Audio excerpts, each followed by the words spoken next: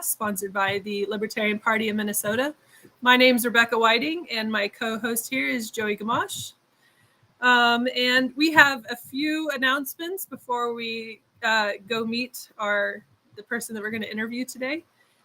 Let's see. Joey, I guess I'll let you take over and talk about the state fair. Yeah, sure. Absolutely. So the Libertarian Party of Minnesota has a booth at the state fair right next to the DNR live music stand. We're going to be there all 12 days. If you want to be a part of our experience there, you can go online, and the link to volunteer is on our website, and it should also be in the description of this video here. We have 3 awesome new shirt designs, and we are going to have boatloads of shirts to sell. So if you want one of those shirts for yourself, come on down and buy one. There might be a discount if you buy more than one at a time. And also, if you want an opportunity to grab one of those shirts without having to pay, sign up for multiple shifts. We'll see what we can do. Also, we have affiliate meetups coming up for CD6 at Bootlegers in Nowthen, Minnesota. CD2, that's on August 3rd. CD2's August meetup is August 3rd also at 6:30 p.m. at Triggers in Prior Lake, Minnesota. Beltrami County affiliate is meeting in Bemidji at Brigid's Pub on August 19th at 7 p.m. And then we're also hosting a virtual meet and greet August 6th and August 20th at 8 o'clock through a Zoom link. So if you want to reach out to get the Zoom link, it will be posted in like our Facebook group, on our Discord, things like that too. Or just get, reach out to our email address, and somebody will send you a link there also. So, and what time of day is that meet and greet? Sundays, first and third Sundays of every month. And what time of day? At 8 p.m. 8 p.m. Yep. Thank you. Yeah. So we are going to interview this evening Phoenix from Twin Cities Freedom Cell, and we're going to talk about agorism. So, hi, how's it going? Great. Thanks for inviting me to join you today.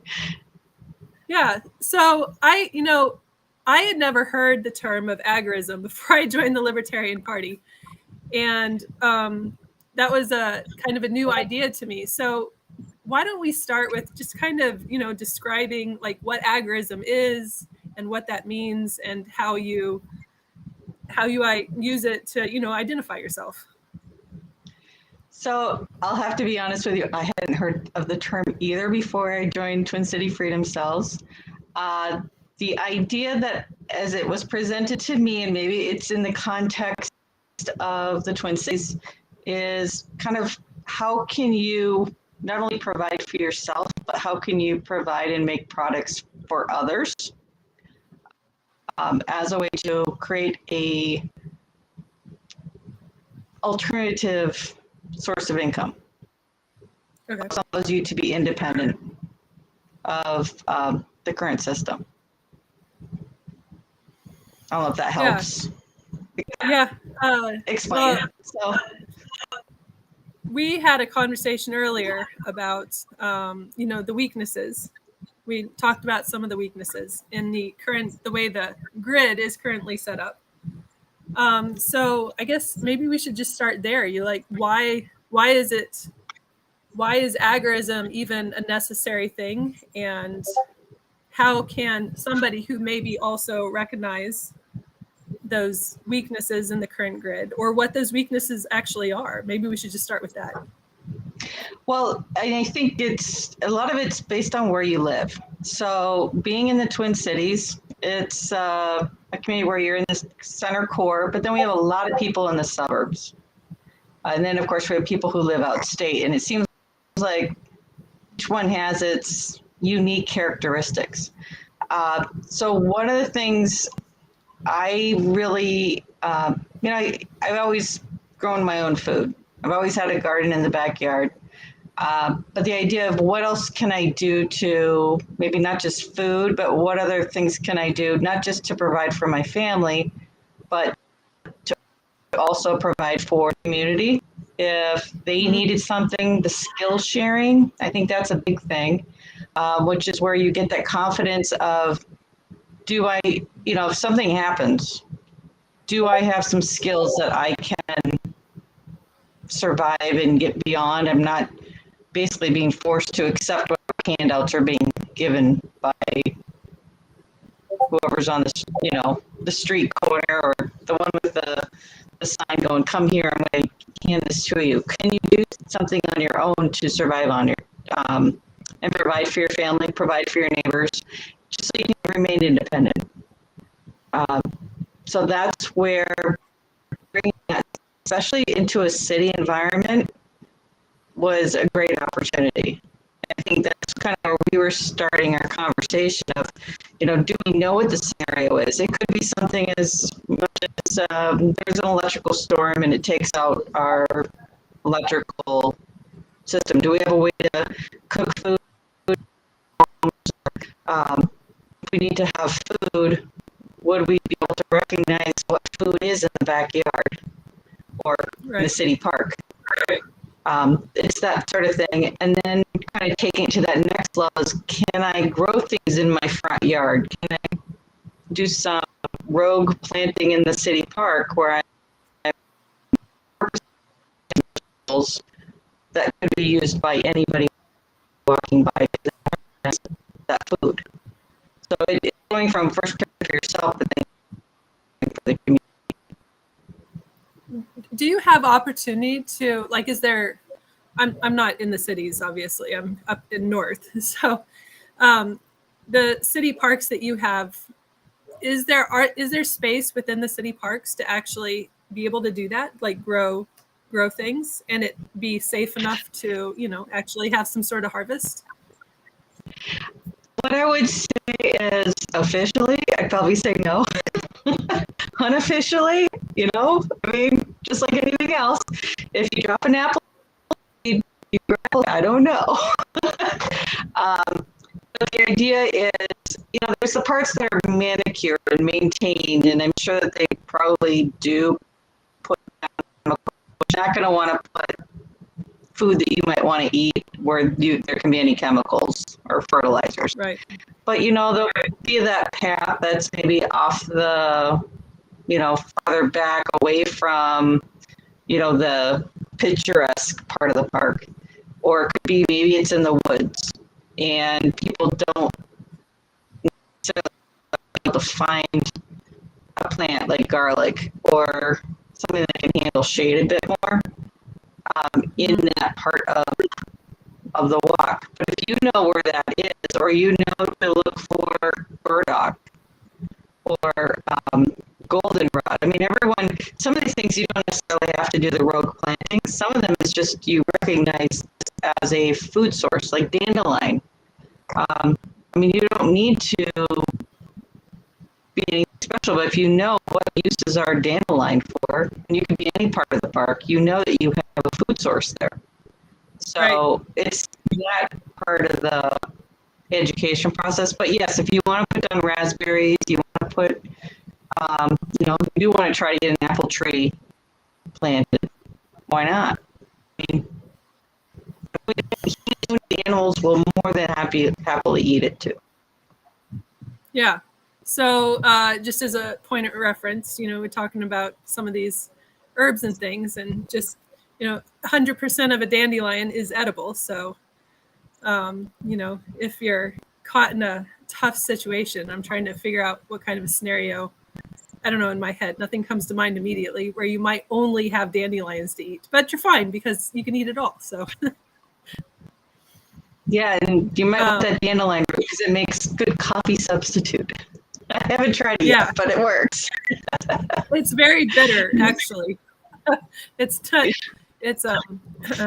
takes a little getting used to. Yeah, or if you can learn what chaga looks like, and that's like a fungus that grows on a tree. So if you know what chaga looks like, I guess chaga coffee is a good substitute. So how we like our coffee we use. So yeah. So you are part of Twin Cities Freedom Cell. Kind of, and what? Yeah. So how does that group organize? How did it originate? What's it look like now? What kind of things do you do? So the Freedom Cell idea came from, I believe it's Derek Broze, Broze, and I don't remember how long ago he started the program. It was maybe 10 years ago. He started this, I think, in Texas. He lives in Mexico. So it's something that he started and it sort of spread around the country. And the idea of the Freedom Cell initially was to say, okay, could there be, let's say, 6 to 8 families who wanted to combine together to be that community? So if there was something that you needed to have a community, there's 6 to connect with, that you can provide the support that's needed. Because if there is a situation where things are broken, you need to know that you don't want to do it alone. You want to do it with people. So that was the concept, and then it's spread around the country. I believe after the shutdown with COVID and people were really isolated, people were starting to realize, okay, who are our people? Who can I go to for this? Who is my new family? Because in many cases, people found that there's another conversation between their traditional family and those who are a little bit more like. And so when I discovered Freedom Cells, it was about 3 years ago, 2020, and just connected in with people who are just like, we are a bit more independent minded. We want to be able to sustain ourselves, and we realize we may have to find an alternative. Everything from food to money to, housing and community. Where is that going to be? What's that going to look like? And then we had one group that would meet every Tuesday. She just would open up her office and there'd be a Tuesday meeting. Anyone could come.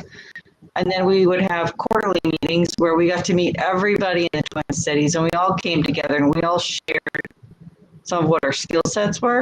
And we started what's called an agora, which is basically a marketplace.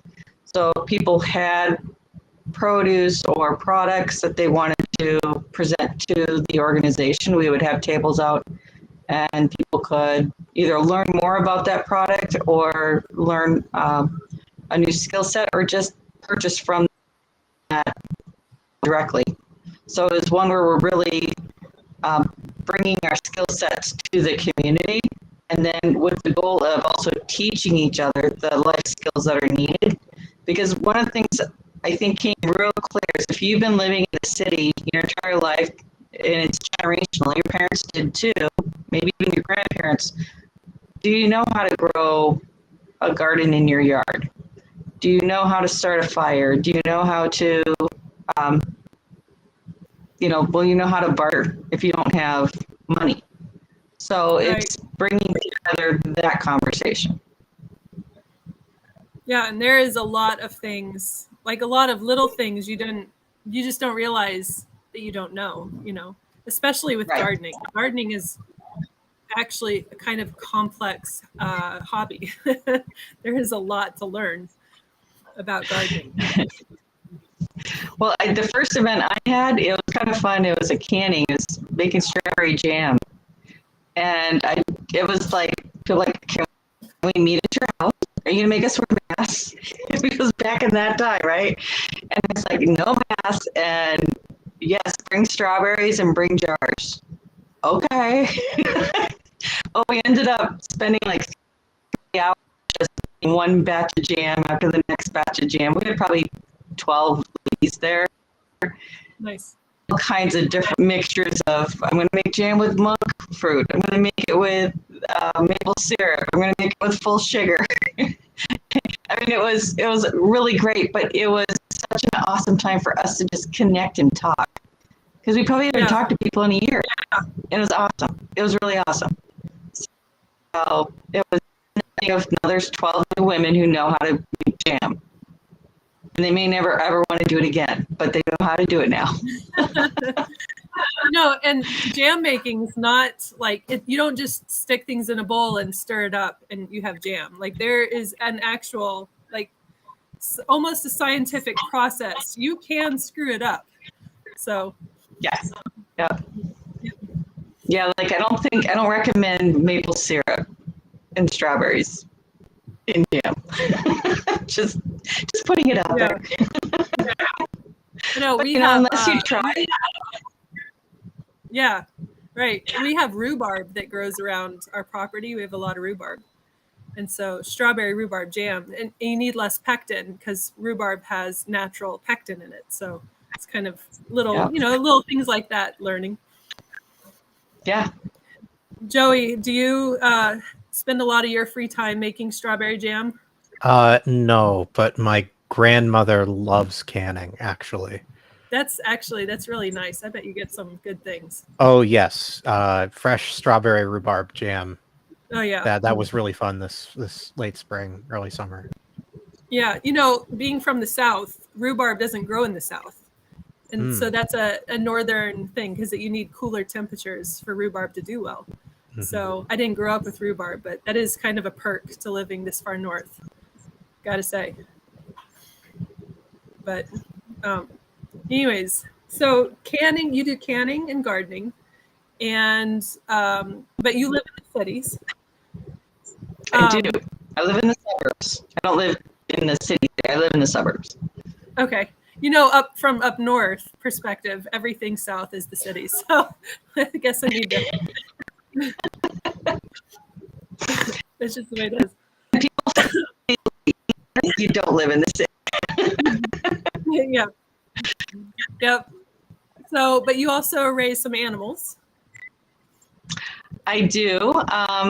Cats and dogs, of course. And I ended up starting to raise rabbits, which I know everyone went into the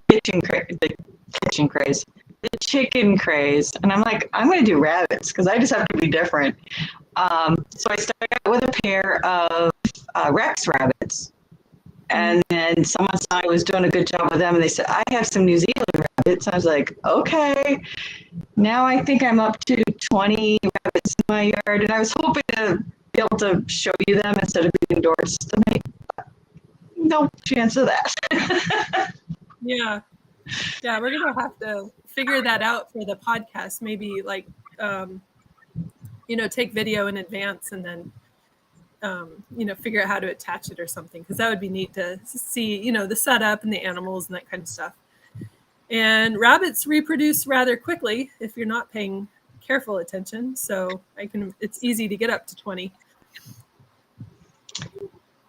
I learned that this spring. Yeah. I can learn you can get pregnant and still be pregnant. That I didn't know. Can you? I learned that one the hard way. I didn't know that my rabbit was pregnant, so I bred her, and then the next day she had babies. Now let's talk about having babies fast. That's really fast. But it turned out she apparently got out a month prior because it's like 30 days, 30 days. And so I had no idea she was pregnant. For me to have like a litter of 4 show up, and then I'm like, but I just bred you yesterday, and then a month later she had a litter of 8. So I had 12 rabbits, like bam, all at once, and I was like, whoa, I wasn't expecting that. Well, it's not like you can look at a rabbit either and just be like, oh, you're obviously pregnant. There's not really any outward signs that that's the case that I've Not really. Anyways. Not really. Yeah. So you gotta count your days. Yeah. So what are the benefits that you have with having rabbits? The biggest one I have right now is they're mowing my lawn and they're fertilizing all at once. So, so I have them in what's called a tractor, which sounds kind of funny because you think of a tractor, that's the machine that pulls other things that, around. But it's for animals, it's a cage that you can move around. And so I'm able to move the rabbits every day, multiple times a day. And so they're constantly getting new grass every day. And then obviously I don't need to fertilize.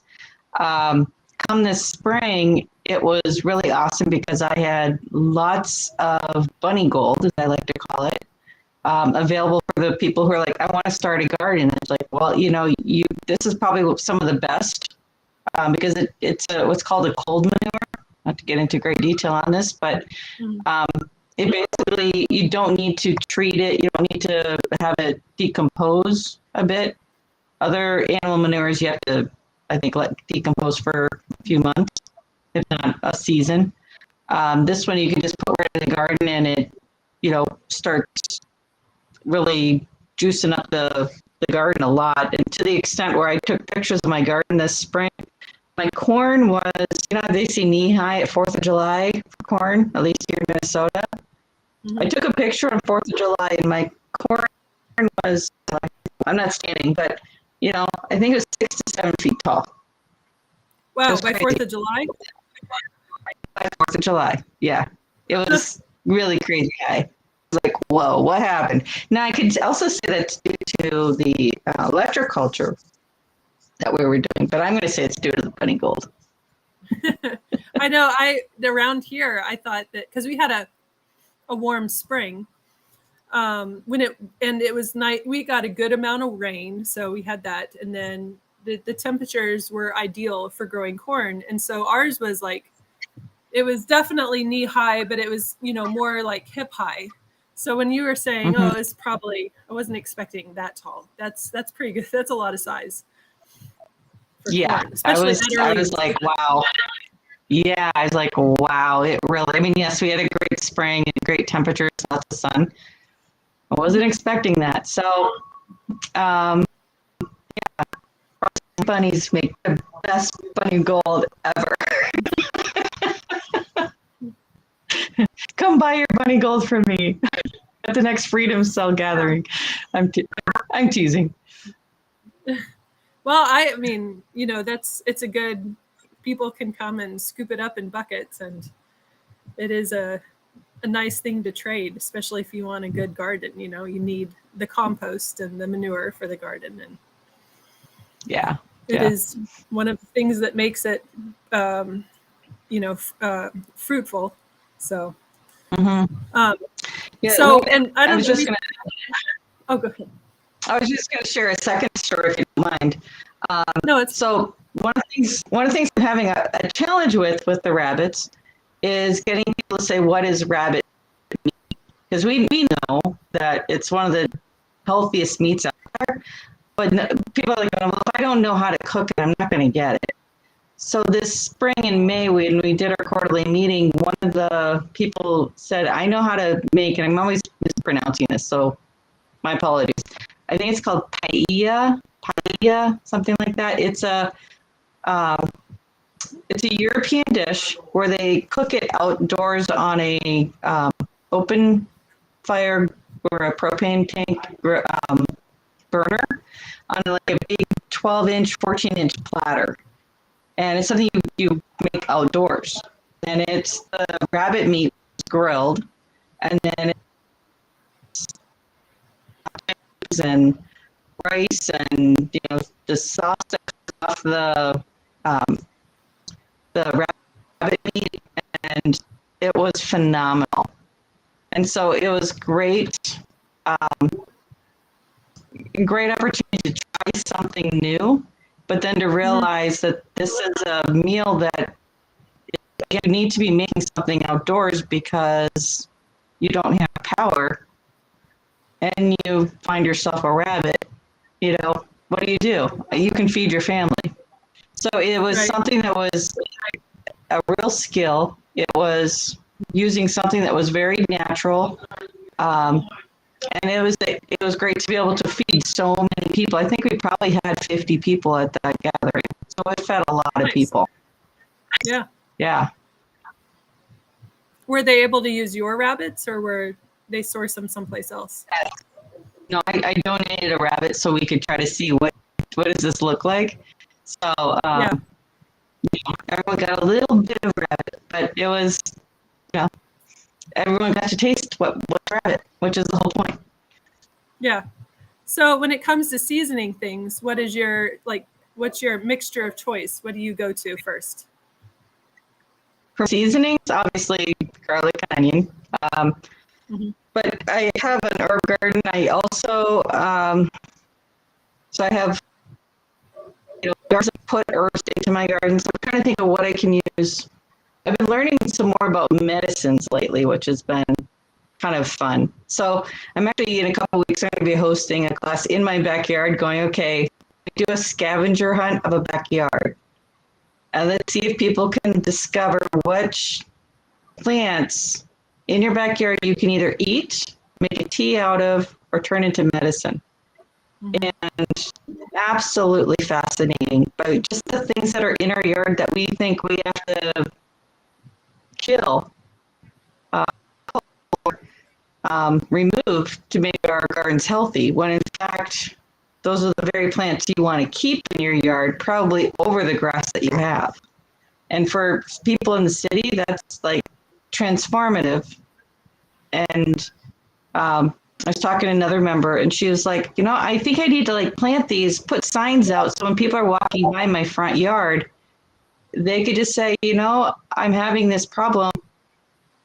Maybe I can just grab this item. And obviously, again, just like canning, you have to learn how to process these things. But if you know what that process is, you get that medicine for free.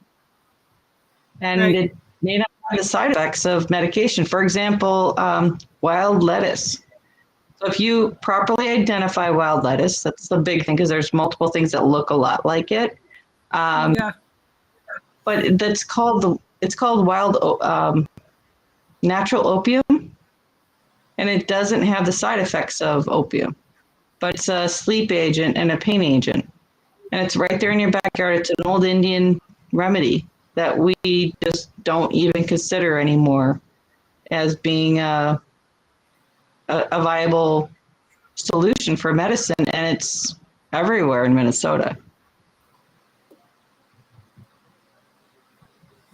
Yeah, I was just Googling pictures of it. Kind of looks like almost like the leaves from a dandelion, but without the dandelion, kind of round and low to the ground. And it gets really tall. And it has spines on the reason how you recognize it has spines typically underneath the leaves. So you think of a lot of thistle, there'll be spines on the outside of the leaves. Yep. But this one has a spine, it's underneath the leaves. And they can get to be very tall. They do have yellow flowers, just like dandelion. Actually, they just got done blooming. But yeah, if you collect those, and then I put it in a crock pot, and 3 days later, it's not an easy process. Just a itty bitty amount of syrup, but that stuff doesn't take much. So it's very concentrated. Yeah. So do you use like water and sugar to make a syrup, or does it just cook down naturally, or how do you do that in the crock pot? Yeah, in the crock pot, actually, you cook it down in the crock pot till maybe it's, maybe a half inch of water is left. And you transfer it into a saucepan. And then you cook that down until it almost looks like, I'd say, like Hershey's chocolate syrup. And when it gets to that consistency, and the thing is, you can't let it boil. That's the biggest thing. If you let the mixture boil at any time, it ruins the recipe. So it has to just get a real low simmer the entire time. So it's easy until like the last hour. And then the last hour, you really have to watch it and make sure that it gets condensed down. And then it sticks real quick. So sometimes you have to add a little water back in just so you can get it out of the pan. But yeah, it's if you need a pain medication or you need a sleep aid, this stuff is pretty potent. So when do you pick it, before or after flowering, or does it matter? I picked mine right before flowering. I think there's some right now that haven't flowered yet. But honestly, I think you could probably do it after flowering too. I mean, it's it's bitter regardless. But if you do take it, you may want to just take a little bit and put it in a cup of tea with some lemon or honey, because it is very bitter. But also you could dry the leaves instead. It's not going to be as potent, or you can make a tincture out of it with vodka. So that's the other option. So when you started learning this kind of stuff, what was your, like, I feel like there's, this happens in stages to people. They're like, oh, I can do this. And then they like conquer that. And then they go to the next thing. And it's kind of like this, boulder that starts rolling and you can't really. So where did that all start with like the herbal stuff for you? How did you get into that initially? So I went to a Freedom Cell meeting, and that's actually the idea. We got to see an herbalist was doing a show, and she gave me the secret that if you are allergic to bee stings, to find wild plantain. Mm-hmm. And I'm allergic to bee stings. And I was like, oh no, there's no way. Just wild plantain in my backyard. And I don't know if you know what wild plantain is, but it's a common weed. It's shaped, the leaves are shaped kind of like, I'm sorry, cover my face up, maybe down here. So it's kind of tear shaped of sorts with like really distinctive line. What are the lines in the middle of the leaf? Okay, you can tell I'm not a botanist, but you find them in the yard if it's not treated. And it turns out if you just take it and you take a leaf and you chew it, and then you take the chewed up part and just put it right on the bee sting or the horsefly or whatever even I think a snake bite, it can probably, what it does is it pulls the toxins out of your body. And I did that last year when I got stung. And of course I was like, okay, I'm ready to go to the emergency room, but let me just try this in the meantime. And it was like, it took away the swelling. It was like, wow, it works. Wow. I was like shocked. So now my wild plantain plant is my most prized possession in my yard.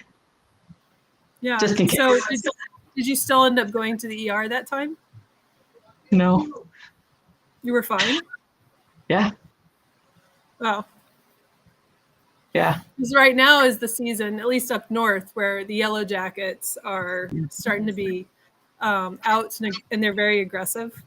So that's going to store that information away. Yeah, and who's running around with the EpiPen, Yeah.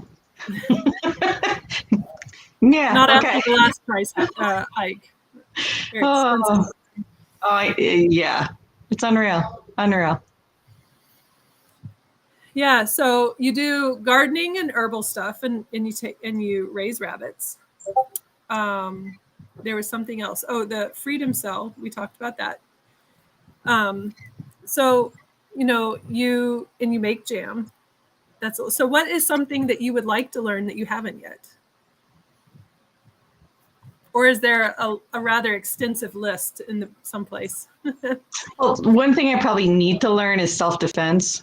And we do have somebody that does do classes on self-defense. I just haven't gotten to it yet.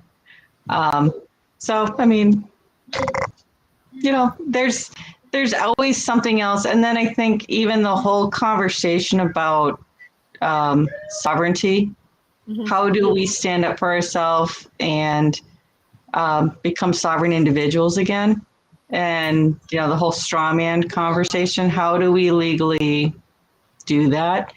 That's a huge conversation that I think that's going to just be an ongoing class for me to keep learning. What does that mean? And how do we maintain that? How do we promote it? Because I'm trying to provide that to my clients, because I actually have a business outside of this. So how do I pass that message and that support on to my clients too? So besides like with the independent stuff and you're self-employed, Yeah. In those ways that you exercise your sovereignty. What would be some advice you would give people that are maybe watching this for the first time? They're like, oh, I can do, that sounds really great. I would like to get into this and start exercising their own. Where would be a good place for them to start, in your opinion? Personally, I think finding other like-minded people is the best place to go. I mean, obviously there's books and you can do research online and things like that. But I think being in community and be able to talk to people about what is their experience been, because it can be very lonely going through this process and trying something new. Mm-hmm. And if you know that there's other people who are maybe along the same path, maybe they're a little farther along, but then you get the encouragement, then you get the guidance and the advice. Because then the idea is you can maybe avoid some of their pitfalls, or you can then get that validation that you're doing it exactly right. This is what it looks like. Because sometimes it can be really hard. And if you're trying something new for the first time and you don't have success, you just stop. And so being in community will keep you ideally engaged and keep you trying again. Mm-hmm.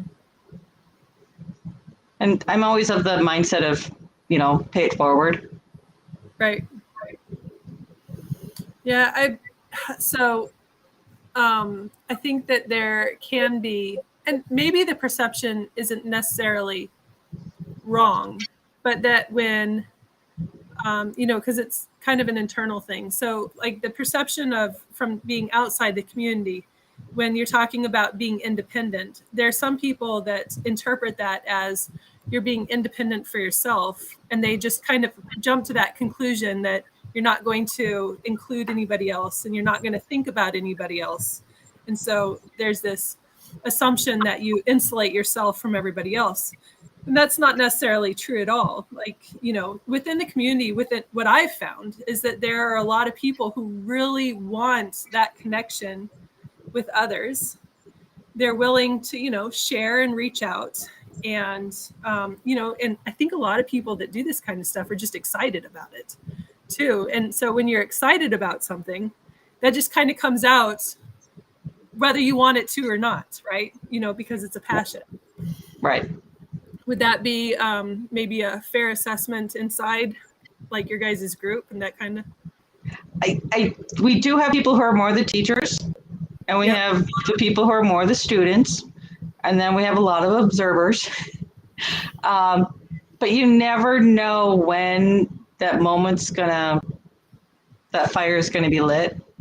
Mm-hmm. But knowing that you're in a community, and I mean, I'll just put out an example. I mean, someone today just said the window in my car won't go up and I need to get that fixed like now. Is there someone in the community who's mechanically minded that I can contact to help out with fixing my car? It's an emergency. I think if that person a year ago wasn't part of the group, he never would have asked anything. He'd been like, I'm stuck with having to go to the local mechanic and pay however much. But the first reaction is, who's in the community that I can request help from for something like fixing the window in my car? Yeah. And I found that there's a lot of people that are willing to, exercise their skills. Mm-hmm. So we talked about a book earlier when we were talking on the phone, and I can't remember the name of the book. So you're gonna have to remind me. I wish I had it. It's called SKIP, which is Skills to Inherit Property. And don't ask me who it's by. I'm gonna Google it. I don't remember. But the idea behind this book, it's originally written for people who are farmers and transferring their property to someone else who has the skills to do farming as well. So a lot of homesteaders might really like to find this book because it uses a badge style system to be able to test what are your skills. So everything from canning to, woodworking to, fixing plumbing or caring for animals, all the skill sets that's needed to live on a homestead. It could be introduction to being proficient. Could you build a rocket stove? And because that's the idea is if you are a farmer, you have land, you would like to be able to pass that land on to somebody else, because sometimes these farms are going, because if they don't have family members to pass it on to, they go for the unpaid taxes. So companies are coming in and getting that land for a steal, and who knows what they're going to turn into, another golf course or, a new storage facility or something else. And so that land that we have that are family farms is disappearing. So is there a way we can get people to connect in with farmers? They have the skill sets. The farmers are going to be confident that whoever they pass the land on to will care for that land. So absolutely fascinated by this book. I think it's brilliant. But then I wanted to kind of twist it a little bit. I haven't talked to the owners to see if I can do that without, taking their idea from them. But I think it's a great idea. Could we modify that for city living? So could there be homeowners who have a home, and this is my passion area, my business area, older seniors, in lieu of caregiving and home maintenance, could families live with seniors and with that same idea of passing on the home to that next generation? Obviously, there's a lot of complexity here. There's making sure that there's, a good compatibility between the people. But that idea of, could we transfer property in a new way? So doesn't have to be sold to the highest bidder. But could we use that to get families in a safer community than what they might be currently living in? Yeah, and in regards to moving on to a farm and working on a farm, one of the things that we had talked about earlier was that the disconnect in between the current generations and the generations that grew up on the farm, it's just a disconnect, there were generations that rejected the idea of maintaining the family farm and just walked away for the sake of simplicity, ease, city life. But so skills and knowledge and wisdom that would have been passed down simply by, working side by side with your parents who kept the farm going so that you could keep the farm going someday, has just been lost. And so there's a lot of people like ourselves that are, trying to regain that back, but without the advantage of having a person to go to that can just share it. Having to search for it is a lot more challenging, because then you do go through the trial and a lot of failures, because there's a lot of things that can go wrong. Oh yeah. And farmland right now is just, who can afford it? It's extraordinary. Unless you get the tax, those get foreclosed land. But then you're going up against some pretty deep pockets too, because that farmland is highly sought after right now. So having a connection in with an existing farmer, being able to apprentice out with them would be phenomenal.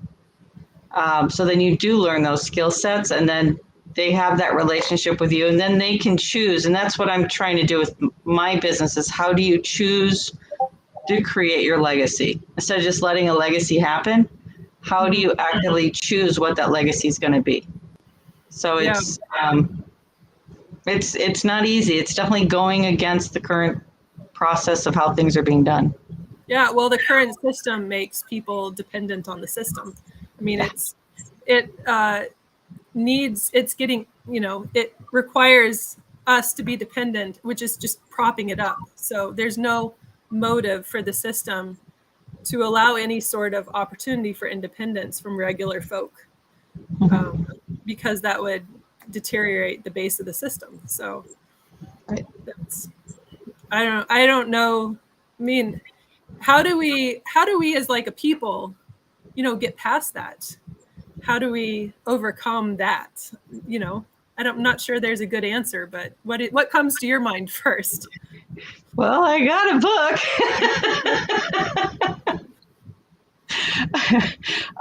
It's, again, I think it's still about being in community and talking and trying and experimenting and failing and getting back up and trying again. I mean, that's the best thing I can say, is to try to find a community to really connect in with, and seeing how, like I said, that idea of paying it forward instead of waiting for it to come to me. When's my ship going to come in? Going, okay, if I can build a ship, where can I send it? What can I give? What can I plant? Back to that idea of planting something, not so you can harvest it, but so others can harvest. I think truly it's getting our attention not on ourselves, because I think that right there is sort of the lie we've been told, is you need to take for yourself, and then we'll give to you what we think you need. Instead of saying, okay, you have talents and gifts, and it's by you sharing those talents and gifts with others so they can get what they need and do it freely. It always comes back, and that's the cool thing about life. It always comes back tenfold in ways that you didn't know you had that need, but it always comes back. So your needs actually are met, even though you're giving away everything you have. Yeah. It's one of those great things about, those paradoxes of life. I remember when we moved on to our farm, because we used to be in a suburban neighborhood, and kind of got the farm bug, that I think there's a resurgence of that, right? So you see a lot of people my age and younger that are just kind of, realizing that the system in place is not meant for our benefit, and are going, and I see them like on Instagram and so social media, that kind of stuff, and it's kind of encouraging seeing all these people, younger people, rejecting what the system says is necessary and going to be good for them. So then they're rejecting that idea. And I remember, so we got that. I caught that early on. Chickens was my gateway animal. That's how it started for us. And I think that's how it starts for a lot of people. We ended up, had the advantage, or, we're given a couple of acres by my husband's family. And we sought out to build a barn right away. And I put out just like at our church that we were building a barn on this day. And we probably had 20 people show up. Oh, and that's great. The posts and the beams and the walls all up in just one 24-hour period. It was amazing to see. But that kind of, mentality and community, and really it's, like the epitome of love, loving your neighbor, loving your the people that are around you, just by those, small acts, just showing up. It was really neat. So. Yeah. And it's, and that memory, but that's also what I'm saying is, and then you think of, if you have a family, what lesson did you just teach them without having them read it in a book? Right. That passing that legacy, passing that lesson on, that's, you can't put a price tag on that at all. No. Well, we have a few minutes left. I know, Joey, I keep meaning to ask you if you had any thoughts or questions, but then I just kept on talking. So. Oh, no. You guys have it covered. Before we let everyone go, it's important to remind everyone that if you want to become a member of the party, the link to do so should be in the description of the video. It's also on lpmn.org. Become a member. Okay. Well, Phoenix, thank you very much for coming and telling us a little bit about what you do. I'm sure it's just, scratching the surface on, what the future holds or what it can look like, and, having what other people, where they might take this, which is totally up to them. And there's just so much possibility. So appreciate it very much. And thank you so much for inviting me, and Joey saying, okay, I need someone to speak. Yep. So, all right. So if you want to join the Libertarian Party and become, part of the independent, liberty-minded future and reject what everybody's kind of always said is right, then at least for the political side of it, lpmn.org, and, get in touch with some people that think just like you do. So thank you very much. And we will see you next week.